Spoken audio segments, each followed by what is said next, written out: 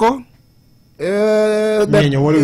nyinyo moro wiye kanyo to pesa mo holi biti mrinade iduoko magi usigo maturo waga pile ka to wawacho ni kar loso budget ka kosebet ni wa propose ni wadwa duoko fuogni piny to tiende ni kata manusuru mwadhi kao bende kotimre nade ok medre ahinya in terms of rates gimanye waziri wachacha otherwise ka fuogni pod wakete no medre ameda tineni gino mwapango gi gino mawango opogre yo malach tineni fuok dhi dong ka maduong to ka fuok dong maduong anyisi ni osuru nyakitim nade nyakichul ine mibro biri tinyisi ni koro ne miyo wago at 10% chore are be 12% kamano mipoko chope 16 mwatimre nade cha mwawoe cha koro already tineni nitie paro maber mar duoko gini piny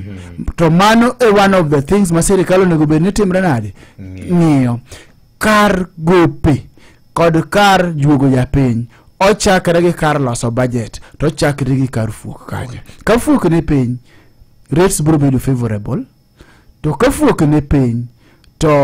kare to bedo favorable tiri ni bende koro kaw mang'eny ahinya kuomi to kobi malo to chuno wane nyaka watimre nade nyaka wachul nikech gigi gin contractual binding contracts kiseholo loan nyaka ichul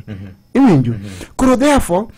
gima sirikal onego bed ni timo mondo wane ni fuogni kata pek mar ni japiny dwa chulo gope sakasa en mani wachak deal gi what is called the budget deficit fuok mwawuoye mar ariyo sirikal nyaka duoka ng'oa kuo piny corruption ma pesa pile timre nade lalgo nikech olal pile to waholo pile na mi data